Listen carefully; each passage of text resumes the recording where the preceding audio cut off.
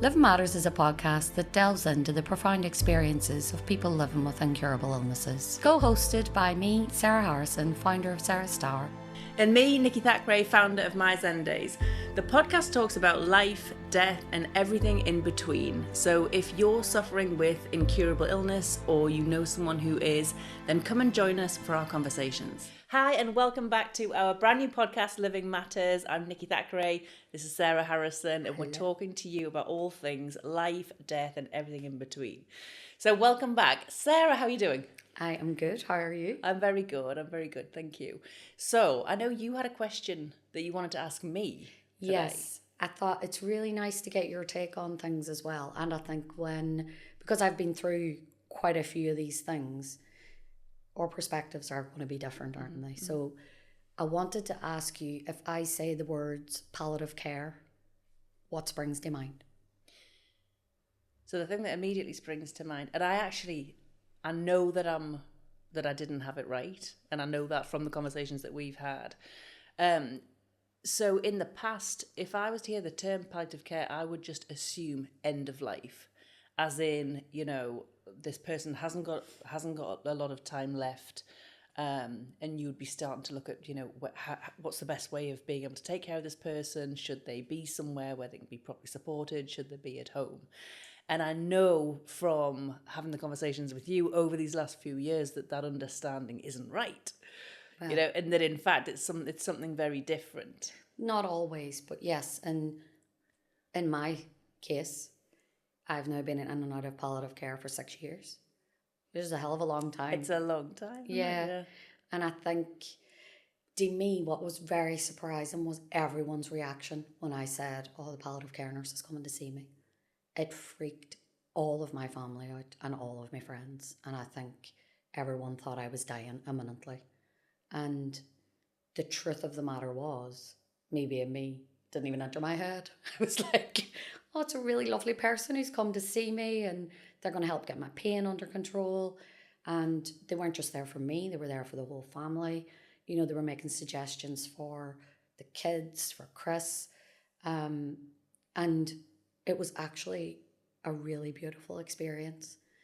And to have someone come into your home when things are just so raw and uncertain, and they're saying, right, well, these are all the things I'm going to do to try and make things a little bit easier and things a little bit better. And so for the kids, they started going to like play therapy, which was fantastic. Chris could really talk to Peter, who was my palliative care nurse then. And I think the fact that it was a man as well, Peter's around the same age as us, you know, similar type of life. And I think that being able to identify just in general in life was really quite nice. But ultimately, it took about 7 months to get my pain under control. But we got there. And I learned so much along the way. Like, he really taught me how to be able to express my pain, how to describe it properly.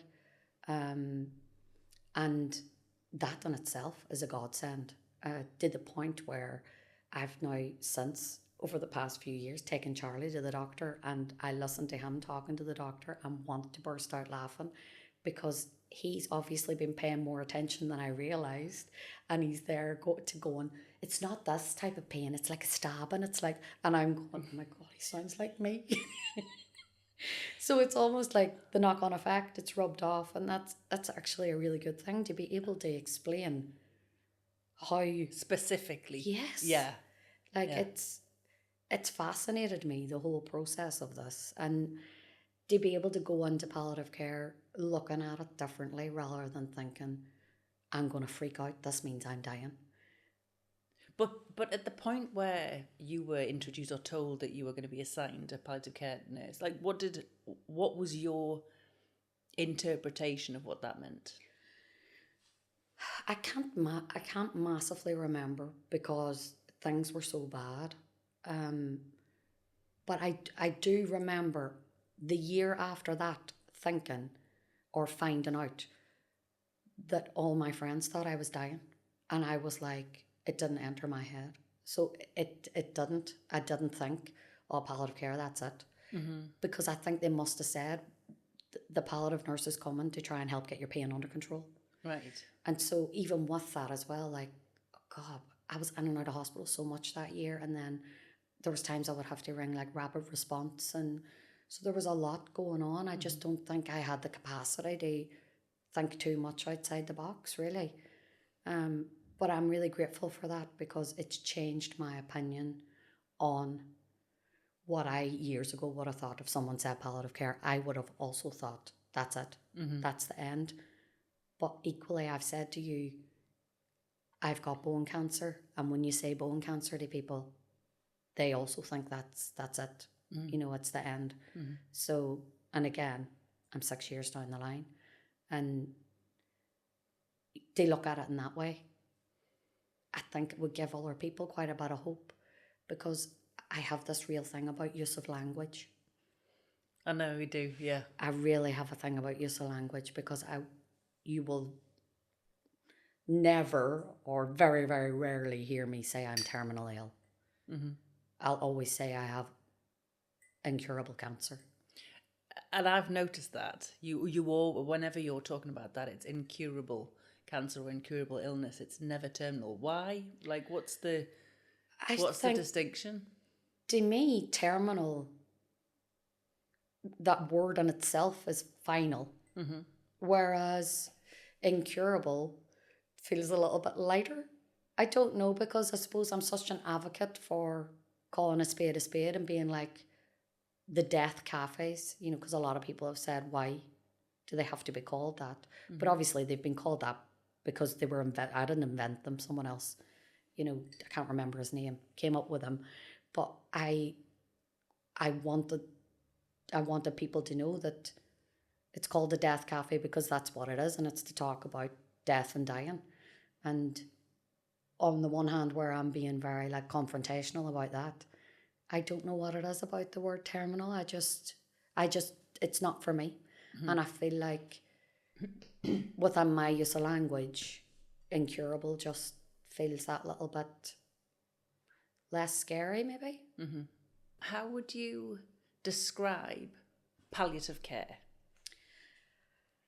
Palliative care is when a really wonderful person comes and helps you and your family when you're going through a really horrible time, and they try in every way possible to make your life easier, whether it's pain management, whether it's signposting to other things that will help, or whether it's just sitting having a chat.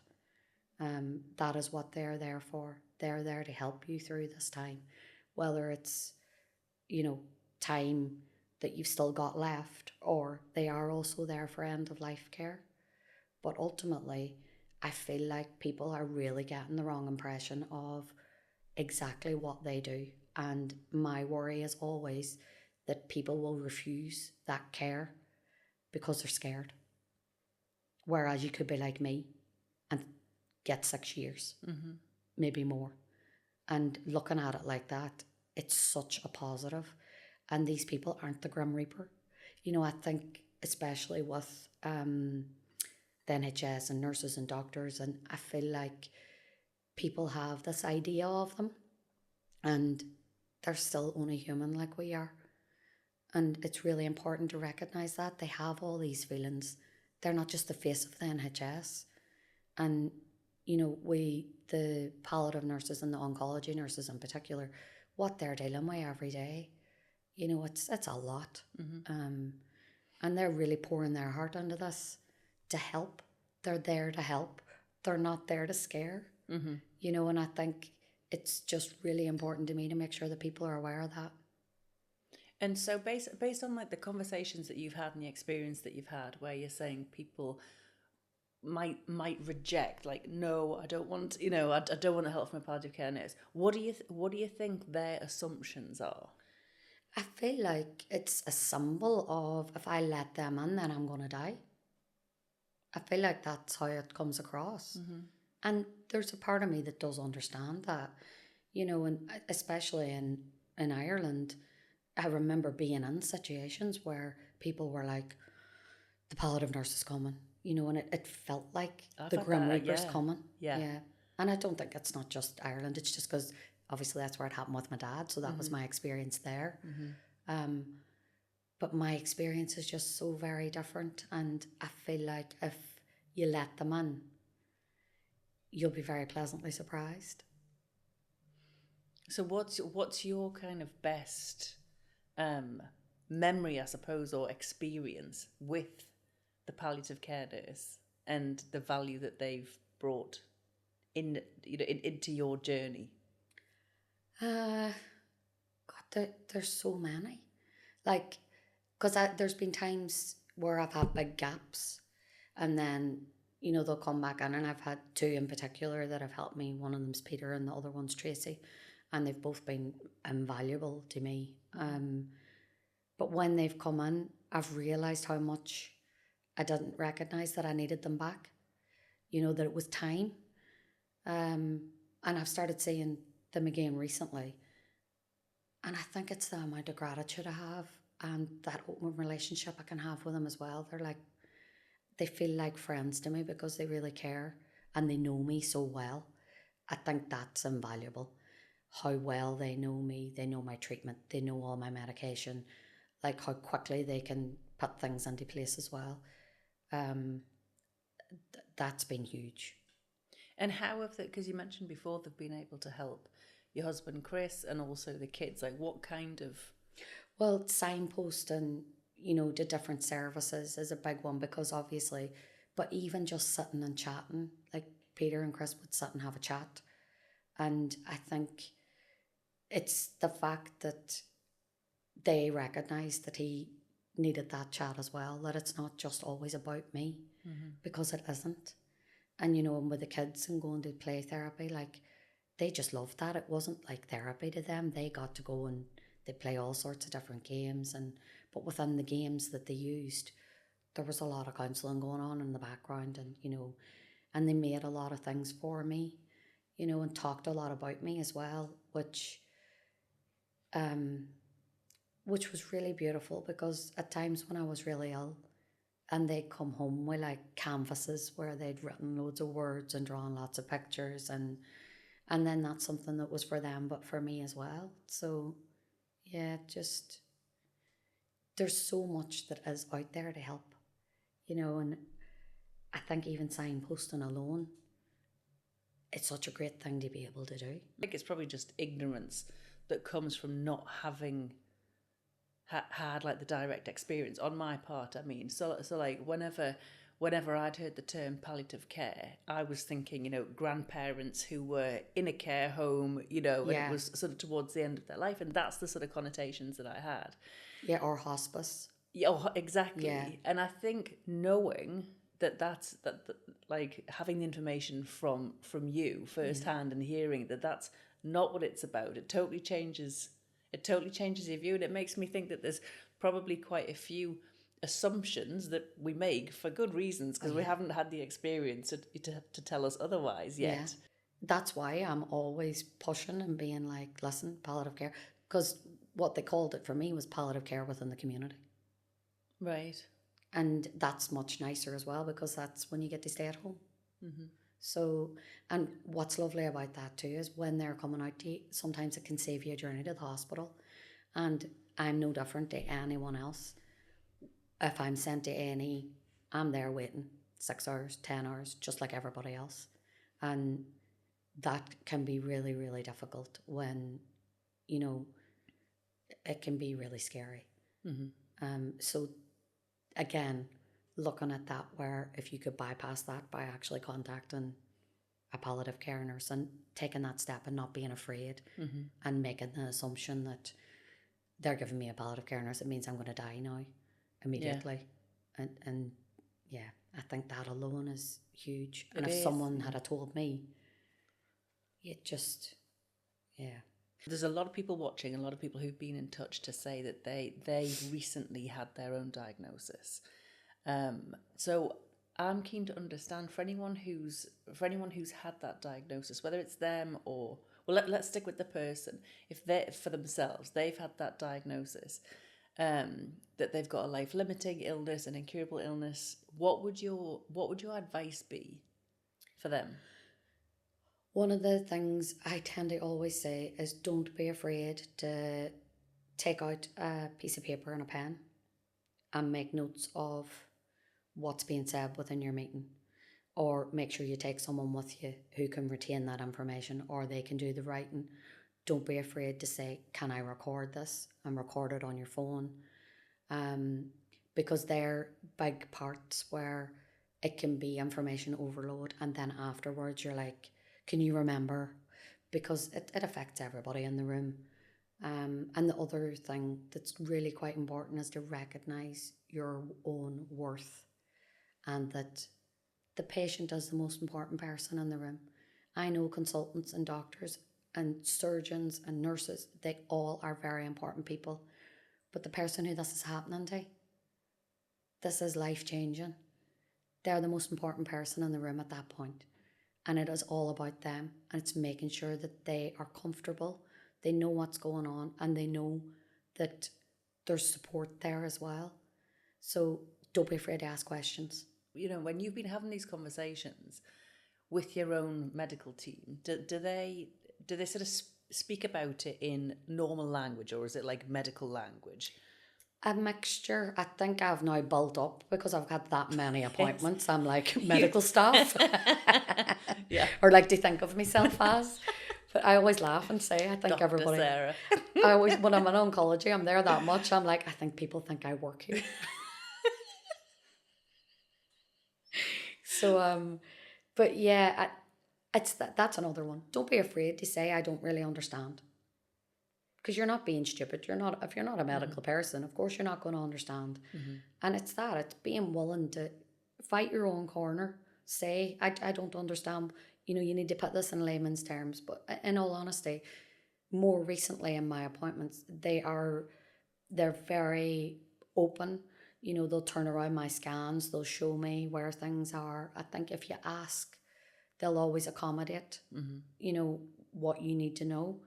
And one of the other things I've said before is I knew I had questions, but now they've left my mind. So sometimes go prepared with your questions. I intend to and then forget.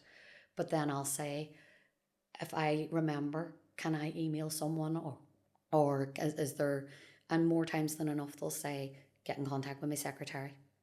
And that's all it is. It's ask. There's no harm in asking. I think that's a really useful bit of advice about making sure that you're prepared and you've thought in advance in your calmer moments before you get into the room. You know, what are the questions that I really want answers to? What do I not understand properly in terms of, you know, what's been said so far? And I love the advice about having someone else in the room as well and being able to just sit and take your notes or record it. I say I've never thought about that as an option, recording the meetings. Has anyone ever given you any resistance to that or not? Well, I haven't actually had to record it, but I don't think I would have any qualms about saying, and I really don't think there would be any pushback because there's nothing to hide. And in general, you also get a follow-up letter. You're always asked, do you want, you know, because they'll send it to your GP anyway, and then they'll say, do you want copies of all your letters? And I found out recently, you can now on your NHS app, you can have all of your medical records there to view. So, you know, there's a lot there. There's a lot more information available than I think we all realise. You mentioned as well before about having to like advocate for yourself. Have you had meetings or situations or been like ever felt like you were lost in a bit of a process and you've had to advocate for yourself? Yeah, there's been moments where, and I think everyone goes through it, no matter what you're going through, you feel like, because there's different things going on with me, they don't link into one service.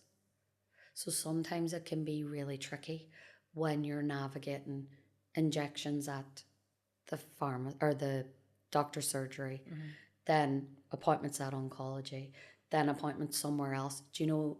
As in it feels disjointed and maybe stuff starts to fall through the cracks. Is that how it feels? I think it's really hard for me to manage. Sometimes I feel like I need my own PA just for medical things. And this isn't on the NHS. This is just how it works. And I think when you're someone who has a lot of medical things going on, it's really quite tricky. So sometimes there's a lot of phone calls, a lot of different phone calls, a lot of trying to manage. But I've been quite lucky in the sense of the doctor's surgery will try and combine any treatments I'm having there. So it's one appointment, and the same way oncology.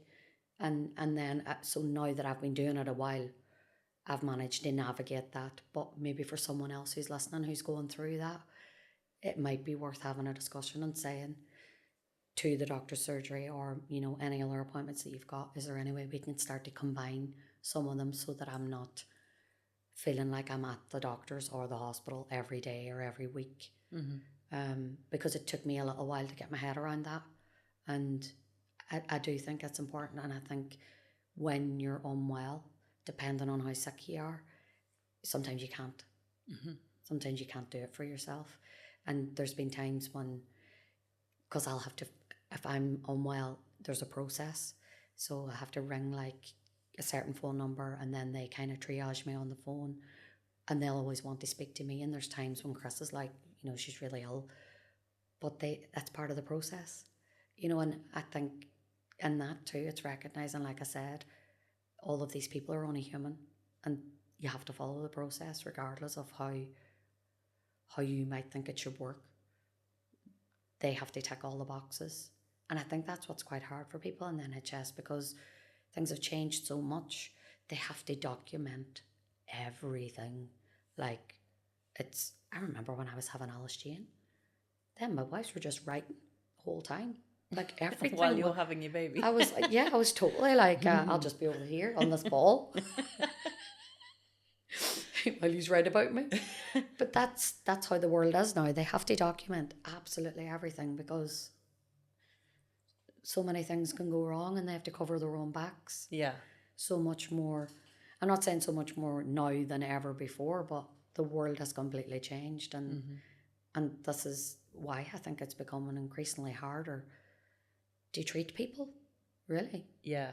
And I mean, the NHS comes under such a lot of kind of pressure, and obviously there's kind of issues. Obviously there's issues with the amount of people that we need in the NHS versus the amount of people that there are, and there's so much. They're just spread so thin, basically. Yeah. And you mentioned before about the palliative nurse being a real person, and I think it's easy sometimes. It's the same like when it comes to teachers and things like that. You tend to forget that they're real people with real lives. That's exactly it. So how would you characterise typically the people that have supported you from the NHS throughout your journey? It kind of feels like a family, if I'm being totally honest. And I think one of the times that it really hit me was during COVID, because I was still going in for treatment. And these people weren't seeing their families.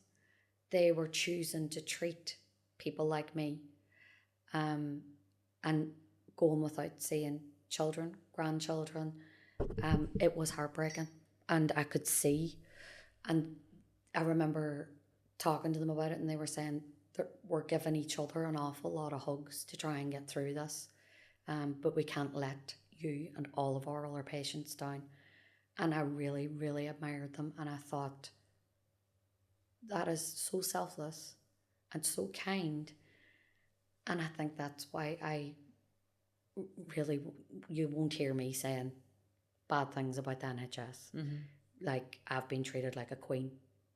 I look at my team and think, wow, how lucky am I? Because I go in and everybody's so lovely. And that's the other thing I was actually going to talk to you about. I always say, if I blindfolded someone and brought them into oncology and took the blindfold off and said, what department are you in? They'd never say oncology.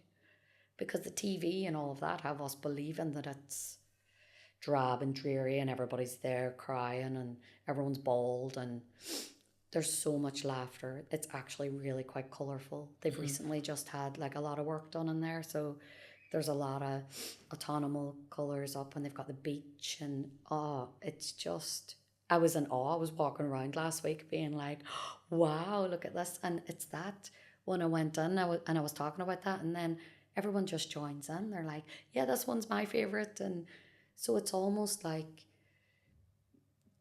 what would have been maybe me going into work. Like I said, I know I laugh and say it's like I work there, but it's that kind of colleague relationship almost where, and they really care and really look after you, and you can feel how much they're in that job because it's a calling and because they want to be there, and that that in itself is just beautiful, isn't it? It is, and when you're talking about the oncology unit, you know, in the same way you said to me at the beginning, like, what's your what do you think of immediately with palliative care? Yeah. If you'd asked me about oncology unit, I would not be saying, you know, there's pictures. I would imagine there's pictures of beaches and like, you know, and there being people sitting around laughing and things like that. It's just, and I guess that's what seems to be coming through in this conversation, is that there's a real difference between the assumptions that we make and the reality. That's it. And I do have a bee in my bonnet about how the media portray having incurable cancer and what it's like to be in an oncology Come on, unit. then, let's unleash this bee in your bonnet. Oh, I just think I'm never going to be on a soap opera as the one who's got incurable cancer, am I? No. And I think it's really important to actually let people know that you can still live with cancer. So I'm not saying I'm dying from cancer, I'm living with it. And the reason I have a bee in my bonnet is more times than enough when someone's going through treatment, they change the lighting, they're grey, you know, it's all so medical, whereas the oncology unit that I'm at, it's not particularly medical, as in the surrounding, the colours. They've worked really hard to make it inviting. And even when the kids were little, we got sent home with this full pack, and it had like a little house that you built.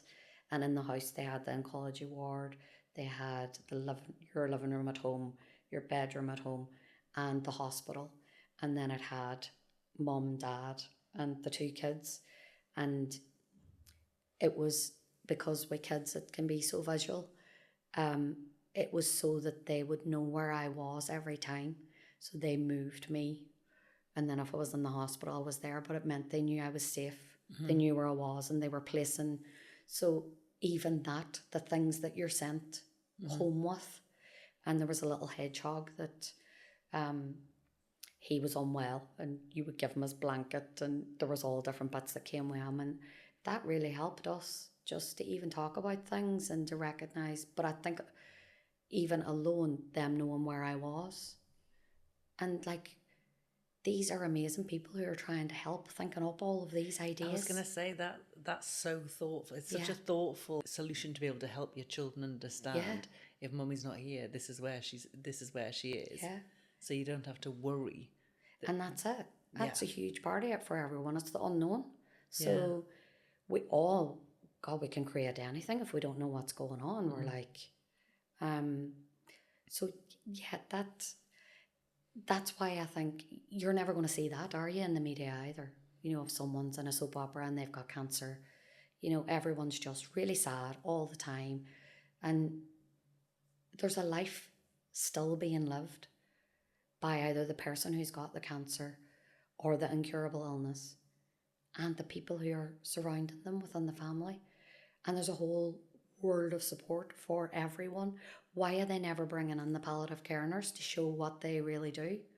Why would they think that no one's interested in that? Do you know what I mean? How's that not important? Because part of me thinks it's because when there's all these shows about and that, and it's about giving money, people only want the saddest of the sad.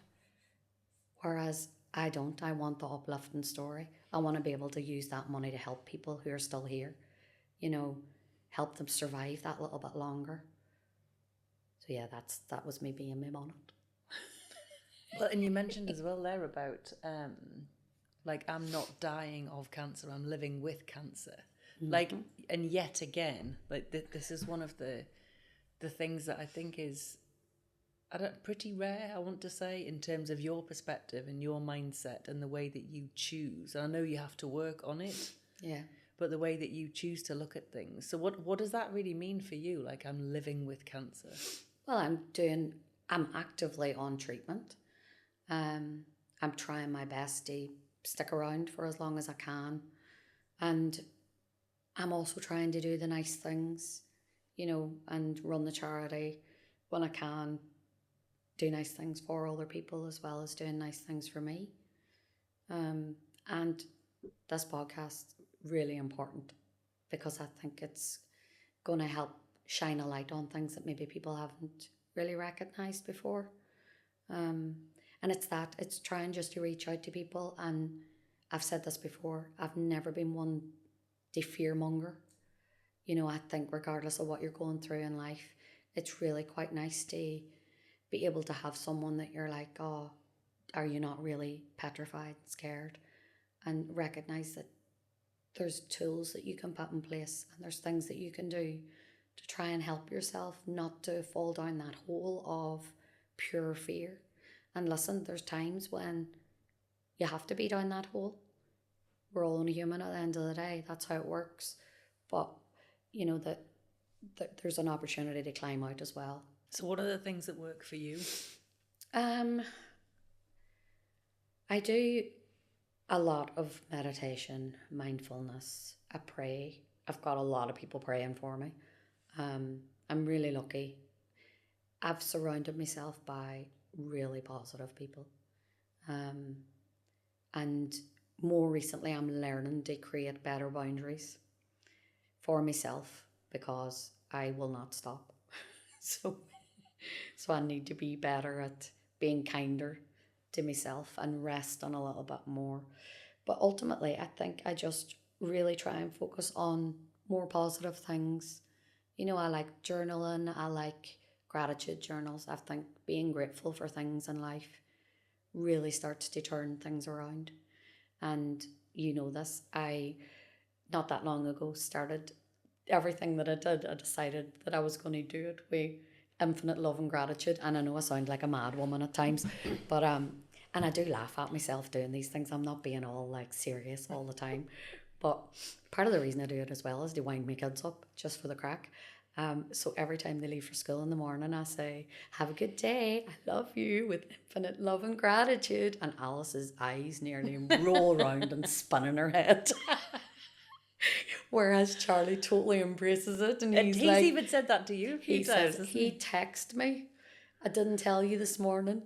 I love you with infinite love and gratitude. And I was like, oh my God, it's working. It's totally working. And then I'll be dead for saying this. One morning I forgot to say it to Alice. And she stood at the bottom of the stairs and went, you didn't say it. And I was like, oh, see, she secretly loves it. She does love it. So I think even these little mantras and things like that do change my headspace. Whether it's real or not, I've had real moments where I've got like every green light and I'm like, that's because of the infinite love and gratitude that I've put out to the universe. Yeah. You see, the thing, it just made me think because a lot of the work that I do is training on like mindset. Yeah. And I know we've talked about this before, but we've got this like the negativity bias, right? Mm-hmm. So for anyone who hasn't heard of that, it just means that we're more drawn to noticing the things that are not working, that don't feel good, that are going wrong, that we're not very good at, all that sort of stuff, than we are looking at the things that feel good and that are working well and that we're doing well and that we're proud of and we're happy and grateful for. And so it's just a bit of a sort of consequence of, well, it's not just a bit, it's a serious consequence of the way that we're kind of programmed to survive. Yeah. Because you wouldn't survive very long if you were just walking around, noticing how beautiful all of the flowers were smelling. You've got to be kind of tuned in and attuned to the danger and the threat. And so it's something that we need to be mindful of. And I think for someone who isn't living with an incurable illness, that's a very real thing. But I imagine for someone who is actually facing that incurable illness, then that negativity bias would be even more in your face because the threat is real, the danger is real. Yeah. And I think it's so heightened that I've had to really work hard not to let that take over my life. So how do you do that? Well, I've done a lot of work with you around these things, and there's been a lot of things that you've put in my toolkit that have helped me through this.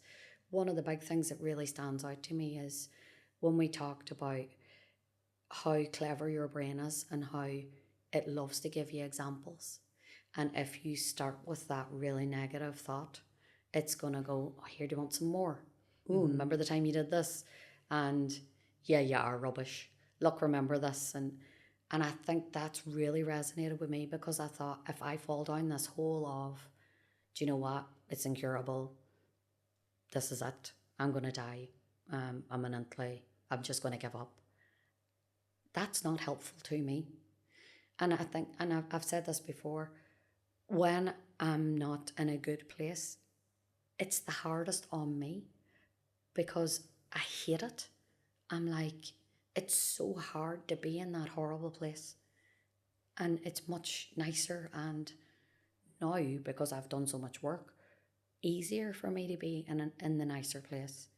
But I think I've actively chosen to change my life by helping other people, trying to do more to create awareness around things that I feel really matter when you're not well.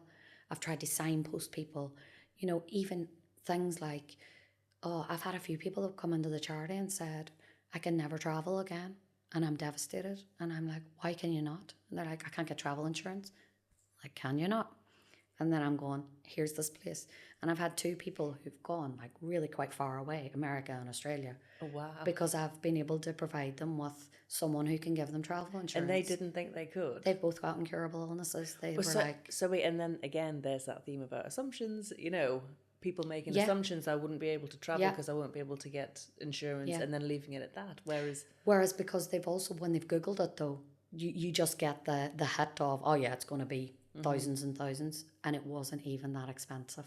So that in itself, I had feedback on, and was just like, that's really, really precious to me, that I was able to help someone to do something that they thought they could never do again. They thought they could never do it. And that's beautiful, isn't it? Yeah. And I think that's why I'm doing the charity work. That's why I'm really trying to help, because I don't want anyone to feel like my life's over now. There's nothing I can do. And even by using the VR headsets, like I was saying, you can do anything on them. You can do your skydive when you're lying in bed.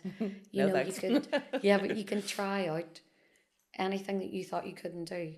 And I heard about a lady who was paralysed, and all she wanted to do was go on a horse again, and they got her on the VR headset, and it was like, wow. And that's all she wanted to be able to do, like a last wish type of thing. And I think, God, we're in a place in the world where you really can nearly do anything that you want to do. Even if it is virtual reality, your mind still thinks you're there. Yeah. Do you know the thing that you said before about, because what you were talking about was, it would be easy enough and very natural and very understandable. I'm going to paraphrase you, okay? So it would be really easy and normal and natural to get yourself into a negative spiral, right? So this is where we'll come back to this negativity bias thing, where I'm not happy about this, I'm worried about this, I'm scared about this, and like you say, like attracts like in terms of the way that you're thinking about stuff. So whilst it is perfectly understandable and very human and very normal, it's going to be really even more debilitating for you to kind of come out and be able to work yourself back out of that negative spiral. Yeah. And what I hear you talk about is very much that conscious choice to stem that flow and to stop that negative cycle and that negative spiral from happening, and instead to choose to look somewhere else, to choose, and not to pretend that the bad stuff isn't there. Yeah. But to say, let me remind myself actually that I have got a choice in terms of the things that I'm going to choose to do, the actions that I'm going to choose to take, the things I can choose to do to make myself feel better, all of those things that you said before. Mindfulness, journaling, doing things for yourself, seeing your friends, spending time with your family. And I think that's what I love so much when I hear you talk about it, is this real intentional choice that you keep on making. Yeah. I need to point out as well, though, because I know how difficult it is to have a lot going on. And I'm not, sometimes there's days when I can't even do that where it's a choice because it's too hard. Yes. So it isn't a case of I'm always like sunshine and lollipops, because that's not reality. But there is days when I can make a conscious choice that that's what I'm going to do. But I am just mindful that, if people are listening and watching, that it isn't always easy. But I think because of the enormity of the amount of scans I have to have, the amount of appointments I have to have, the constant information, the constant treatment, that you can't withstand that if you're in a negative space all the time. Like that's why, and my friends and family laugh at me because I've managed to go to sleep in an MRI machine. Have you heard how loud they are? I did a 20-minute nap. It's like, slept for half the time. I got a little beat going with it. I was like, oh, this is quite good, this. And then had a wee snooze. I had a root canal one time. My Fitbit said I was asleep for an hour and a half. And then my sister will laugh and say, I just think your life's so busy and hectic that any rest, any kind of lying down you get, your body's just like, have we snooze? So I think you can almost condition yourself a little bit to, regardless of what this test is, because I couldn't anymore be, what if this and what if that and what, it's too much. Mm-hmm. There's too many. So it is doable to get to that place, but it does take a lot of work on your headspace, on the journal, and on everything that we've talked about, on everything I've worked with you on, to get here. But I'm really, really glad and grateful that I've done it, because it's totally worth it. Totally worth it. And Nicky, if you remember when all of this started and Sarah Star was just an idea, and if you think of where I was at then, I was quite in my own head about everything and what might everybody think, what might people think, and I'll never forget the day you said to me, Sarah, it's time to make a decision. Are you more bothered about what everybody else thinks and what they might say about you, or is it time to take the leap and be like, regardless of what anybody's going to say, it's time to launch? And that was one of the best things that anybody's ever said to me. So thank you. I'm nice really grateful. Push. Yeah, totally. Well, I really that's my needed job. But yeah. yeah. To push you before you feel like you're ready. Yeah. But look where it's got me. Mm-hmm. Look, I'm crediting you with everything. Just keep it going. No, and I hear what you're saying, because I think the thing about the choice, and maybe the takeaway for anyone listening, is on the days when you feel like you can make the choice, remind yourself that you can, and if and if possible, steer yourself towards looking at the things that you can do and that you want to do and that are feeling good.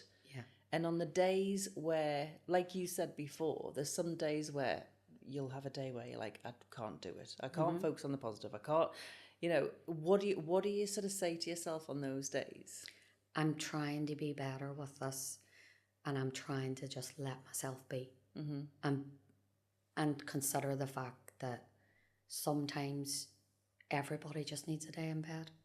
Sometimes you need to recharge, and that's all right. And I think by doing that, it can slightly stop that influx of your brain going, ooh, do you want another bad thought? By actually saying, do you know what it is? I'm having a bad day. I'm just going to get into bed and leave myself alone. Watch the TV, do whatever, lie here. I think it's taken me a long time to recognise that that's okay. And do you feel nowadays that when you have those days and you say, today's just not a good day, and I've done my best for today, I'm more peaceful accepting about that? Yeah. I'm definitely more accepting of it, and I've actually got to the point now where I think I know I need them days every now and again, and I think just even saying that's okay, because all we do is all in the rat race. We're all should be what do you always say? Stop shoulding all over yourself. Don't shut all over yourself. Yeah. Yeah. And it's really hard on ourselves. We all are. We're conditioned that way because life's so busy. But it doesn't have to be. Do you know, and that reminds me of one of the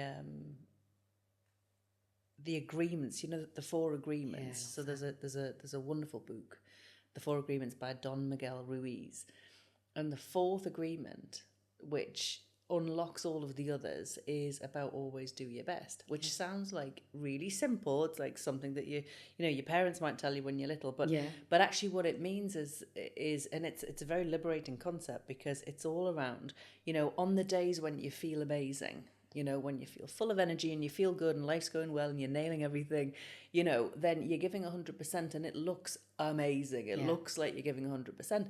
And then there'll be the other days when you don't feel like that. You don't feel full of energy. You're not nailing everything and you're feeling a certain way, but you still give it everything that you've got, which might be get up and make a cup of tea and go back to bed. That's it. But in which case you've still done your best. So you've still given 100% of whatever it was that you had to give. It just doesn't look as high flying. Yeah. You know? And that's really lovely. Isn't it? Yeah.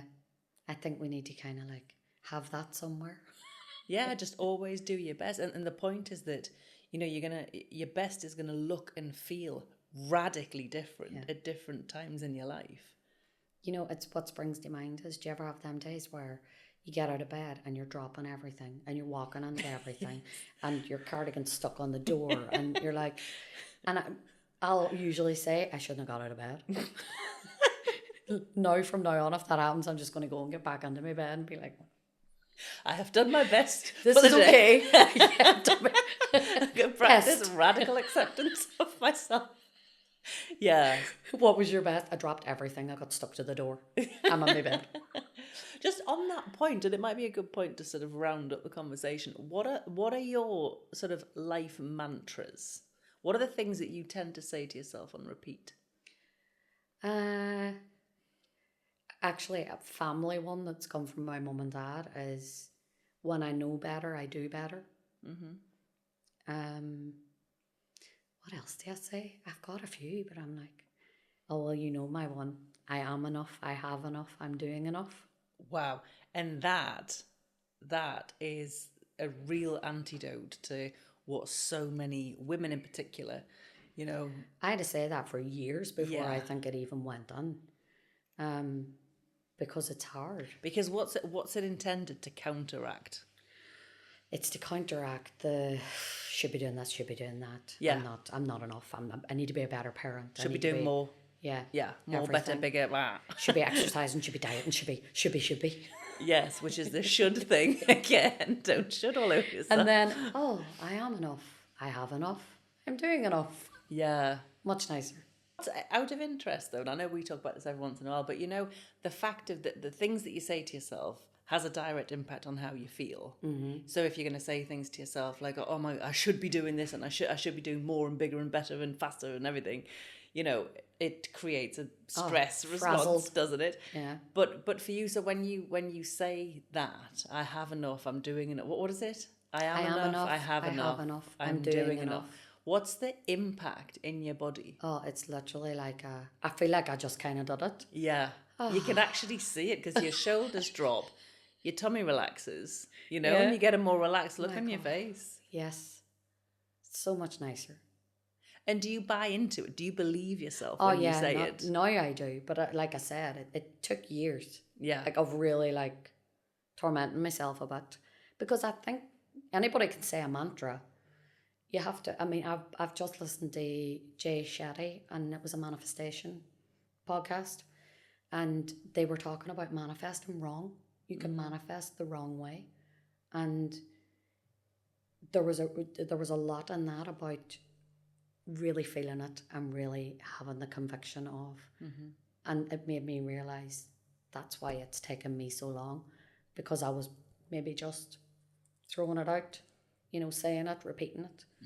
Whereas I do think that probably within the last year, I've become more, actually, this is calm, this is nice, this is where I need to be. And I wonder, as a takeaway for people who are listening to this, it's always interesting, I think, if you can try to crystallize and try to articulate what are the things that you're saying to yourself on repeat. Yeah. You know, what are the things that you say to yourself day in, day out? And it might not come to you straight away. You might just need to kind of reflect on it for a while. But what are the things that you're continually saying to yourself? And then ask yourself, so what impact is that having on me? Does it make me feel hopeful and optimistic and like sort of, you know, creating forward momentum? Or does it really stress me out, give me huge anxiety, you know, and make me feel really stuck and sort of helpless? And that's always the first step, isn't it? Is to just to be aware of the messages and the stories that you keep telling yourself. And then after that, start to play with, well, what would be a better version? What would be a better thought that I could start to replace when this one comes up? What would I like instead to start thinking? So for example, exactly like with yours, instead of like, am I doing enough? I should be doing more. I should be doing more. Actually, you counteract that with this antidote of I'm doing enough. Yeah. You know, and I have enough. I think I even started to recognize when I opened my eyes in the morning. And I read somewhere about how much your self-talk really affects you. And I think I used to open my eyes in the morning and it was like opening the door and letting 10 people come in, surround my bed and just be like, you're doing that wrong, you're doing this wrong, what are you doing that for, why are you thinking that, why are you lying there, you're lazy, and it was just, oh my God, this is too much. And I think a lot of people are like that, and I think you don't realise you're doing it.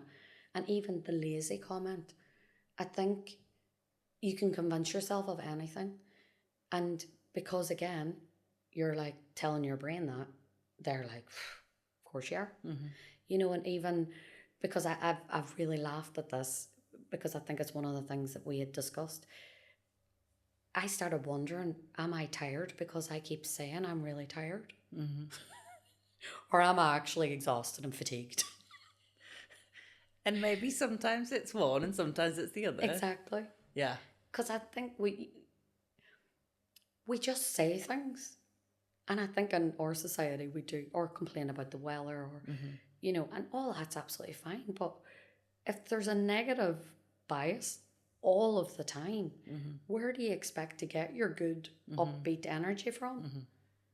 You know, but yeah, the people around the bed, that had a huge impact on me, recognising that. That's been a game changer. Yeah, because, you know, you wouldn't voluntarily open your door and invite 10 bullies in the morning. Yeah. Come on, give it to me, you know, like say all this negative At the stuff. same time. Yeah, at the same time. When I'm in my drowsy sort of, you know, drowsy state, having just opened my innocent little eyes. But I think you don't even recognise that that was what the big thing for me was. I didn't even realise that that's what I was doing or what was happening. And I think if that's how you're starting your day. Yeah.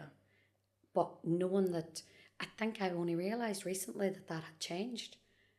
Like, because I was like waking up and just carrying on. I don't know, it's really nice to not have that anymore. It's really nice. And I have my own like experience of that, because there was, I think it was probably about 2 years ago or something like that, because in the past I was always super hard on myself. Like very, very, even my CBT therapist at the time said, I genuinely have never met anybody as critical and harsh to themselves as you. And I think it was part of being just, I don't, it was just was the that way. A shock?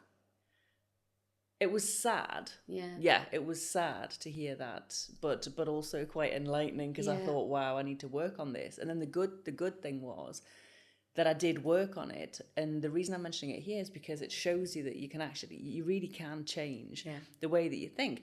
So years ago, if I'd made a mistake or something hadn't gone very well, I would just be so critical to myself, like, idiot, you shouldn't have done this. What's everybody going to think? You know, and actually compounded the stress that I had felt from a result of getting something wrong. And anyway, so I went through this whole process of becoming really, really tuned in to what am I saying to myself, because I had that scenario, I had that experience of saying I can feel the difference Yeah.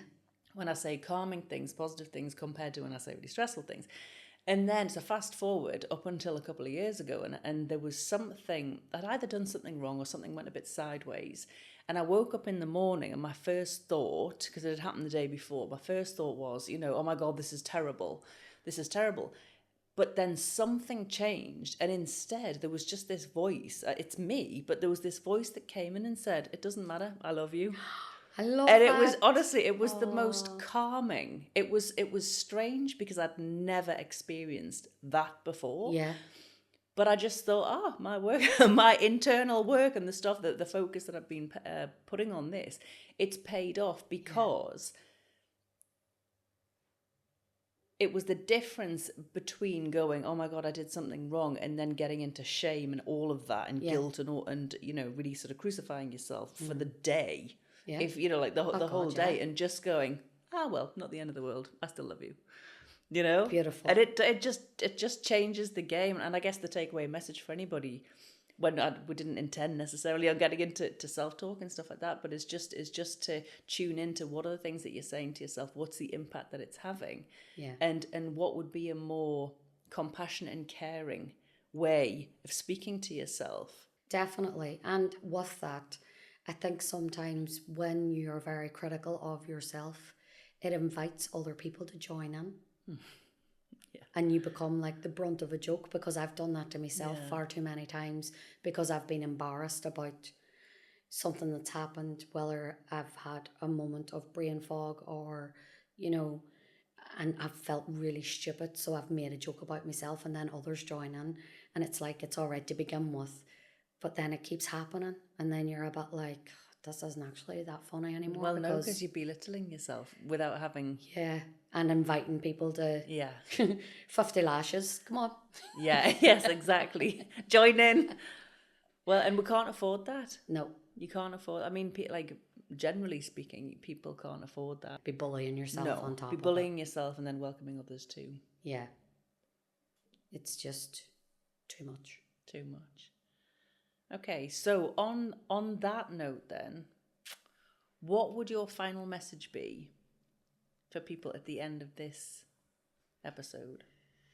I think be kinder to yourself is a really good message for this one.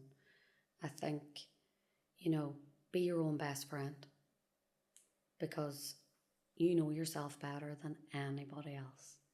And, one thing that I watched recently was Salma Hayek talking about letting other people use your mistakes against you. Mm-hmm.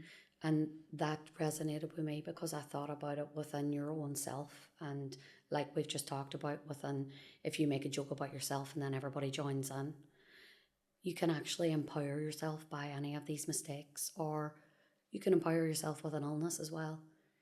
Because like we've talked about, the times when you can find the choice and make a decision, or even with make the choice to see the palliative care nurse. But I think don't let other people like weaponize your illness, mistakes, anything like that against you, because it's part of that negative self-talk. Be kind to yourself, because you deserve all of the love and care and compassion.